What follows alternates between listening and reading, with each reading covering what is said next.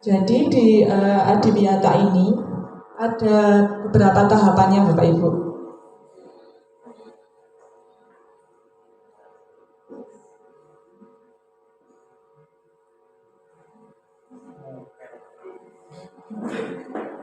Nah, berikut tahapan secara garis besar dari Sekolah Adiwiyata. Jadi yang pertama itu ada tahap perencanaan, yang kedua ada tahap pelaksanaan gerakan, dan yang terakhir ada tahap pemantauan dan evaluasi. Di tahap perencanaan ini terbagi menjadi beberapa dokumen administrasi yang harus Bapak Ibu penuhi. Yang pertama adalah membentuk tim Adiwiyata sekolah. Jadi harapannya tim Adiwiyata sekolah ini yang ikut bukan hanya 1-2 orang saja, tapi semua karyawati di sekolah tersebut, mulai dari kepala sekolah, komite, sampai ke penjaga sekolah, seperti itu. Nah, nanti setelah tim Adiwiyata ini terbentuk, silahkan Bapak Ibu menyusun, yaitu IPMLH atau identifikasi potensi masalah lingkungan hidup yang ada di sekolah maupun di lokal. Ya, lokal itu yang dimaksud lokal adalah di Kabupaten Temanggung atau di daerah sekitar sekolah. Dan yang terakhir adalah IPMLH global atau dunia. Jadi diharapkan sekolah Adiwiyata itu mengetahui isu-isu lingkungan tidak hanya internal sekolah saja, tetapi juga sampai ke global dunia. Setelah penyusunan IPMLH, diharapkan sekolah menyusun EDS lingkungan hidup, evaluasi diri sekolah lingkungan hidup.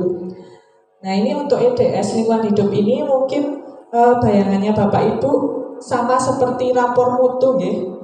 Beda nih Bapak Ibu. Jadi untuk EDS lingkungan hidup ini lebih sederhana, hanya diambil terkait lingkungan hidup saja dan berdasarkan 8 standar nasional pendidikan.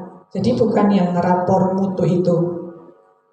Terus nanti setelah IPMLH dan IDS itu tersusun, ini sebagai dasar Bapak Ibu untuk membuat rencana gerakan PPLHS sekolah. Nah, nanti dari IPMLH dan IDS yang sudah disusun, Bapak Ibu akan membreakdown menjadi kegiatan apa yang akan dilaksanakan oleh sekolah untuk tindak lanjut dari IPMLH dan IDS tersebut. Nanti untuk rencana gerakan ini dibuat dua jenis. Yang pertama itu Bapak Ibu silakan membuat rencana gerakan 4 tahunan. Jadi misal untuk yang calon Adiwiyata Kabupaten 2024 kemarin sudah harusnya membuat dari 2023 sampai 2026. Itu harus 4 tahun. Nah, setelah itu dari 4 tahun tersebut di breakdown menjadi rencana gerakan PPLHS tahunan. Jadi nanti setiap tahun ajaran Bapak Ibu akan membuat rencana gerakan sesuai dengan yang sudah dibuat 4 tahunannya. Seperti itu. Nanti setelah rencana gerakan terbentuk, harapannya rencana gerakan ini Bapak Ibu include-kan ke dalam dokumen KTSP yang nantinya di RPP juga sebagai tindak lanjut dari dokumen KTSP tersebut. Jadi kegiatan-kegiatan yang sudah direncanakan di rencana gerakan, silakan Bapak Ibu masukkan di dokumen KTSP. Itu untuk tahap perencanaannya. Nanti untuk pelaksanaannya mungkin tadi sudah disinggung bersama-sama oleh SMP 1 Kandangan terkait tadi instrumen-instrumen sekilas aspek-aspek dari Adiwiyata itu termasuk ke pelaksanaan gerakan Adiwiyatanya. Setelah pelaksanaan gerakan Adiwiyata, tahapan terakhir yaitu pemantauan dan evaluasi. Nah, pemantauan dan evaluasi ini diharapkan sekolah dapat memantau dan mengevaluasi mandiri gerakan apa saja yang sudah dijalankan dan yang belum dijalankan. Jadi dasarnya dari rencana gerakan yang tadi sudah dibuat. Tadi kan sudah membuat rencana gerakan yang tahunan. Nah, itu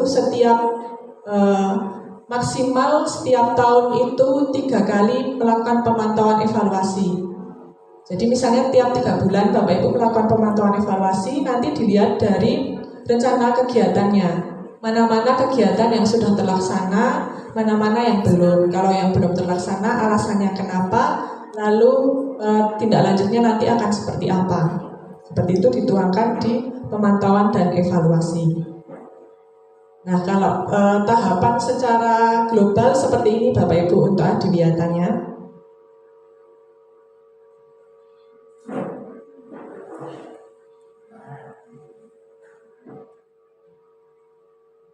Nah, ini untuk penyusunan potensi permasalahan lingkungan hidup. Mungkin kalau yang belum pernah bingung cara menentukan potensi dan masalah lingkungan hidup yang ada di sekolah khususnya nih.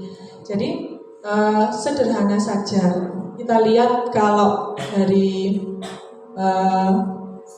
sekolah misalnya sering terjadi genangan di daerah lapangan misalnya, berarti sekolah itu membutuhkan biopori atau sumur resapan seperti itu. Atau sekolah belum mempunyai TPS, tempat pembuangan sementara sampah. Nah, itu nanti bisa dimasukkan menjadi masalah sehingga sekolah belum punya wadah terpusat untuk sampah. Atau terkait sampah juga, sekolah biasanya belum bekerja sama dengan pihak desa atau pihak dinas terkait pengambilan sampah, jadi sampah menumpuk di sekolah seperti itu. Kalau untuk potensinya sederhana Bapak Ibu, biasanya kan pasti tiap kelas sudah punya alat kebersihan. Nah, itu merupakan sebuah potensi, tetapi biasanya tergeletak, tidak tertata. Nah, itu berarti nanti perlu membuat tempat atau pojok gantungan untuk alat-alat kebersihan seperti itu.